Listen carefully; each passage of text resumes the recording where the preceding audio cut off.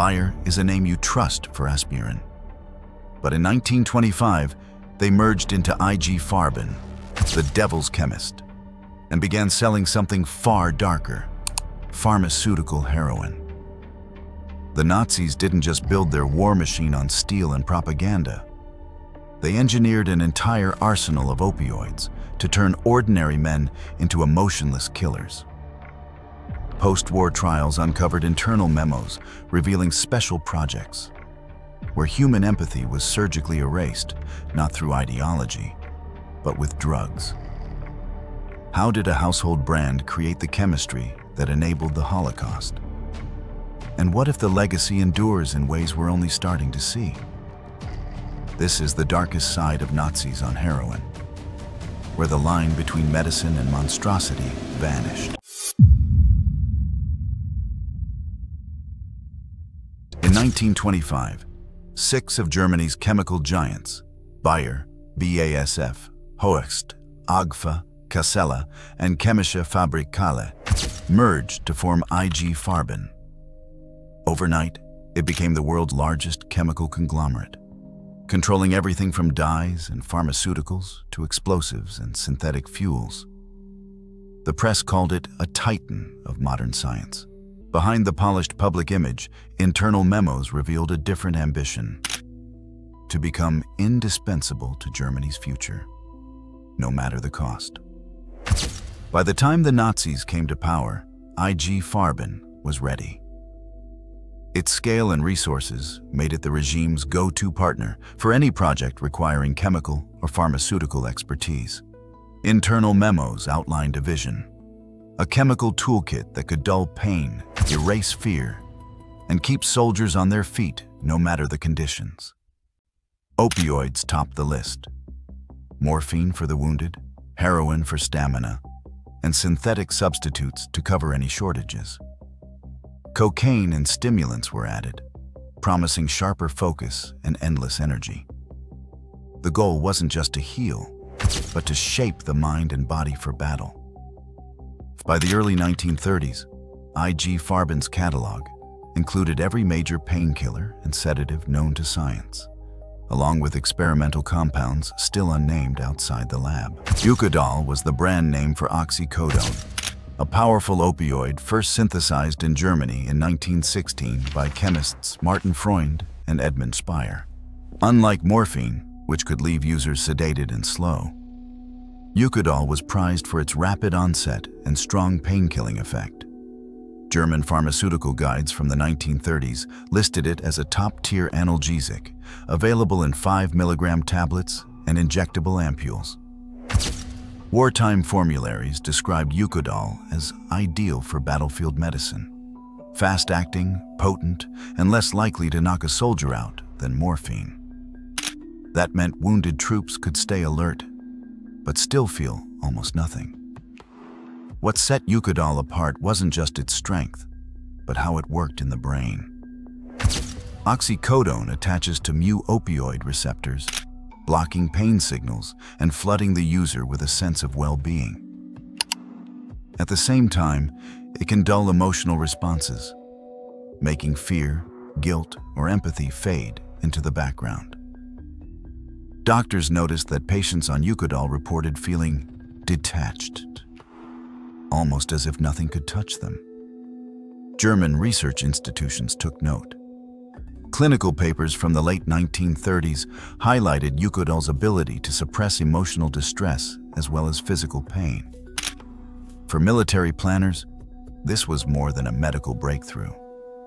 It opened the door to chemical conditioning, using drugs not just to heal, but to change how people felt and acted under extreme stress. The science was clear. With the right dose, Eukodal could turn off the body's natural alarms and make even the most disturbing experiences seem distant and unreal. That's what made it so valuable to the Nazi war machine. Military doctors inside IG Farben's network were always searching for the next edge. They knew Eukodal could erase pain and fear, but it had a downside.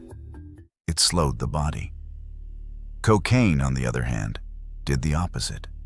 It ramped up energy, sharpened focus, and kept men moving long after exhaustion should have set in. In the lab, medical officers started pairing the two, one for numbness, one for stamina. The result was a chemical cocktail that delivered the best of both worlds. Soldiers could push their bodies to the limit and feel nothing, physically or emotionally. Lab memos from 1940 mention this mixture by name, a speedball. The instructions were clinical: combine measured doses, monitor for agitation, record emotional response. The goal was clear: keep soldiers alert, but strip away hesitation and regret. Some reports noted that after a double injection, men could march for hours, barely noticing pain or fatigue. More chilling were the notes on behavior. Officers described troops who became flat, indifferent, and eerily efficient. They followed orders without question, even when those orders meant violence against civilians or prisoners. Medical directives circulated through Wehrmacht command, recommending the combination for units expected to face the heaviest resistance. The pairing wasn't about survival anymore. It was about perfecting the human machine. One shot to dull the soul, another to drive the body. The speedball was the final ingredient in the Nazis' pharmaceutical arsenal, a weapon designed not just for war, but for systematic elimination. On the front lines, the medical corps tracked every dose. War diaries and field reports from the Eastern Front describe a new kind of soldier. One who didn't flinch, didn't hesitate, and didn't seem to care about the screams around him. Officers wrote about men who would clear out entire villages, then sit down to eat, unmoved by what they'd done. The term emotionally dead started showing up in official logs. It wasn't just a figure of speech. Doctors recorded the change in behavior. Men who used to break down or refuse orders now followed through without question. Medical summaries from the time list the drugs issued before and after major operations. Eukodal and morphine topped the charts, with dosages climbing steadily as the war dragged on. In some units, cocaine was added to the mix for those expected to push hardest. The combination was simple: numb the mind, fuel the body, erase the line between what a man could do and what he would never have imagined doing before. Commanders noticed the difference. One report describes a squad returning from a so-called cleansing action. Not a single man showed signs of shock or remorse. Another officer wrote that his men performed their duties with mechanical precision, even after witnessing scenes that would have broken most people. The data was clear. Before the drugs, breakdowns were common. After, they became rare. Military planners saw this as proof that pharmaceutical conditioning worked. The goal was never just to keep men fighting. It was to make sure they could carry out orders, no matter how brutal, without falling apart. On the battlefield, the human cost was immediate. The line between soldier and executioner vanished, replaced by a new kind of fighter, one who no longer felt anything at all. But the most disturbing effects emerged in the concentration camps themselves. SS guards, systematically dosed with Eukodal and cocaine combinations, began exhibiting signs of complete psychological breakdown. One guard at Treblinka was found shooting randomly at prisoners, screaming that they were whispering in his head, plotting against him. Medical reports from the camp described drug-induced paranoid psychosis, where reality and hallucination merged into a single nightmare. At Sobibor, an SS officer was discovered foaming at the mouth, convulsing violently during what doctors called a pharmaceutical breakdown.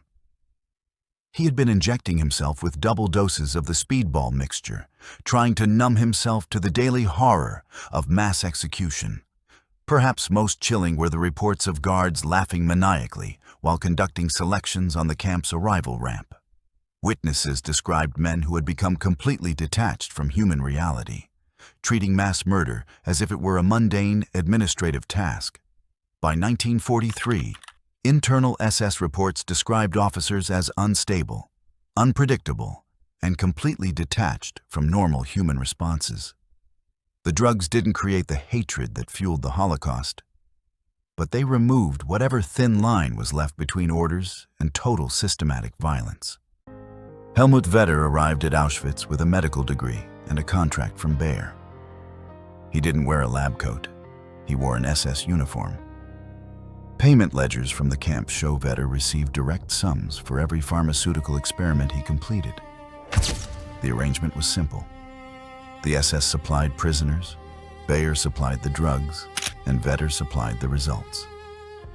In Block 20, the so-called hospital wing, hundreds of men and women were selected for drug trials.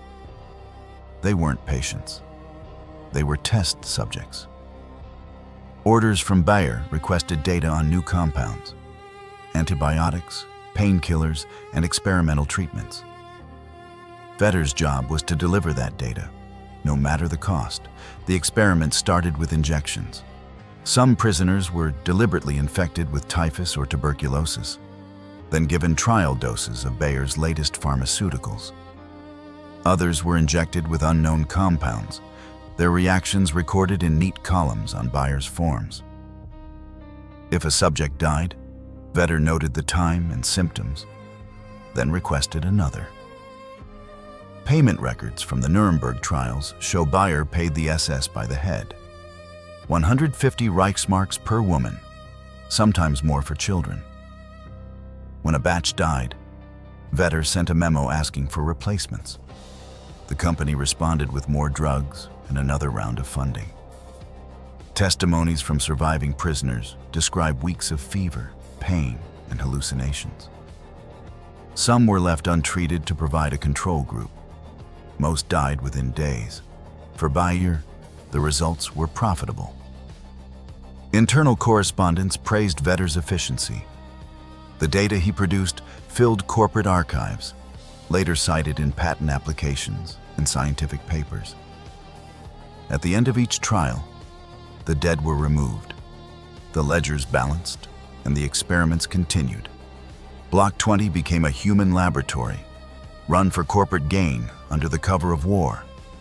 The evidence left behind, payment slips, contracts, and trial records, tells the story of a company that turned mass suffering into a business model and a doctor who measured success by the number of corpses he could deliver. By 1944, Nazi scientists had developed their ultimate pharmaceutical weapon.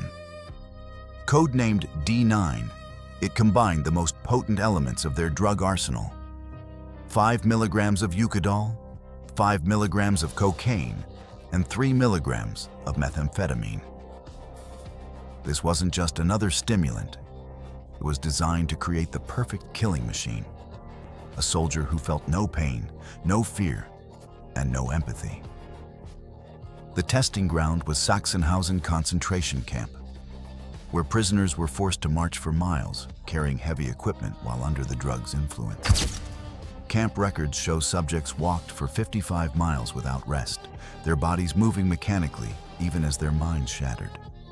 Most died within days from the combination of physical exhaustion and drug toxicity.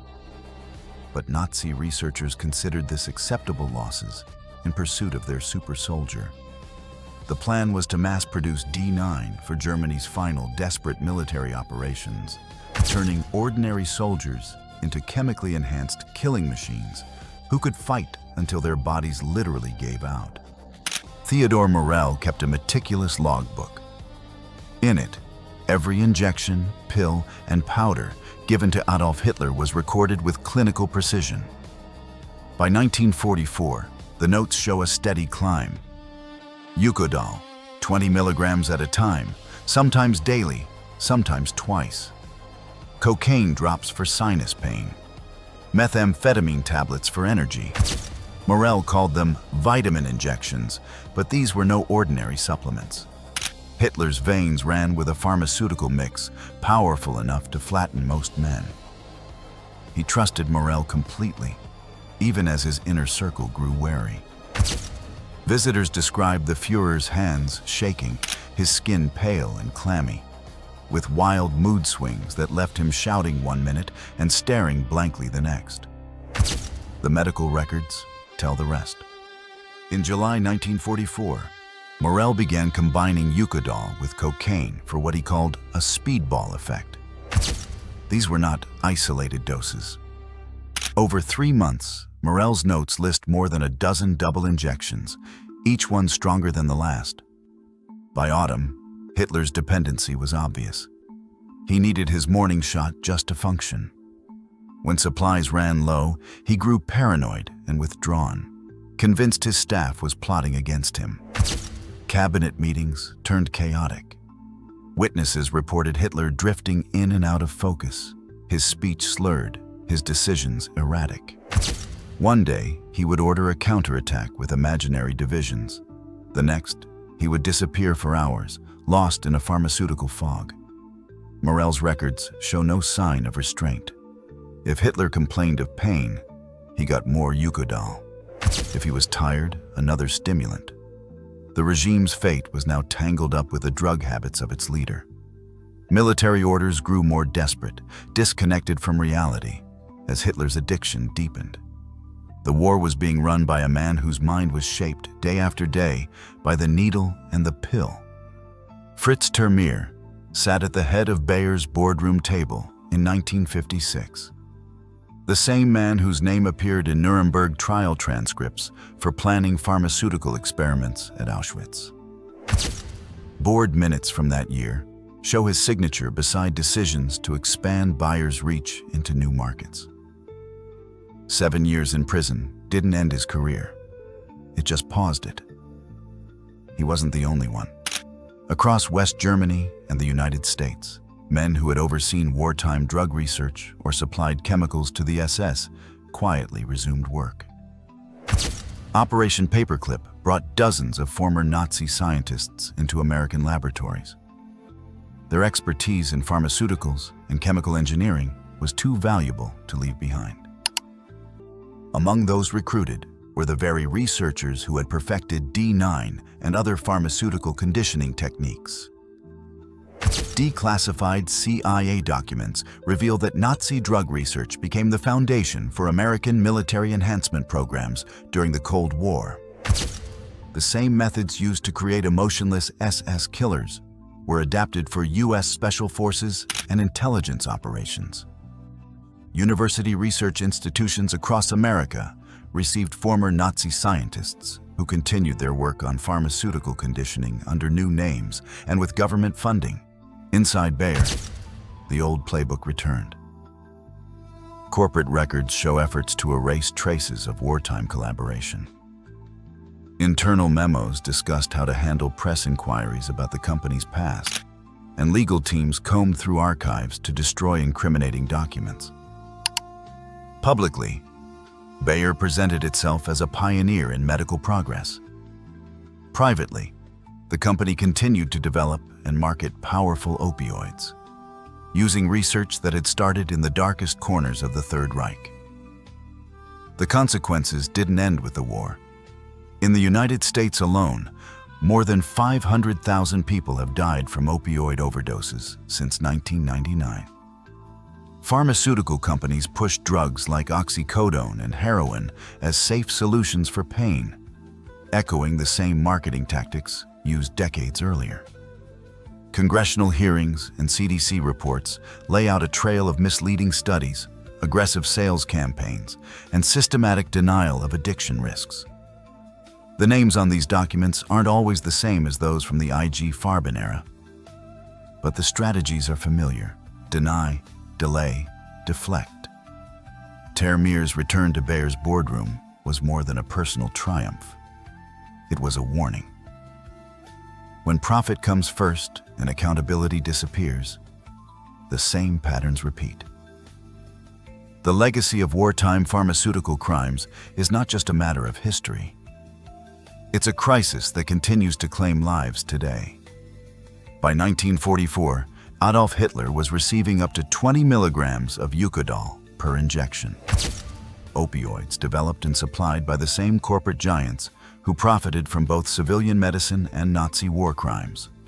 Declassified trial records confirm that Bayer funded lethal drug experiments at Auschwitz, while post-war documents reveal Fritz Termeer, convicted for planning these atrocities, returned to Bayer's board after serving only 7 years. Yet, many original IG Farben files remain classified, and the full extent of pharmaceutical collaboration in Nazi crimes is still unknown. Today, more than 500,000 Americans have died from opioid overdoses since 1999, echoing a corporate pattern of profit over accountability. The documented history shows that when powerful institutions erase empathy through chemistry and evade justice through bureaucracy, the consequences can last for generations.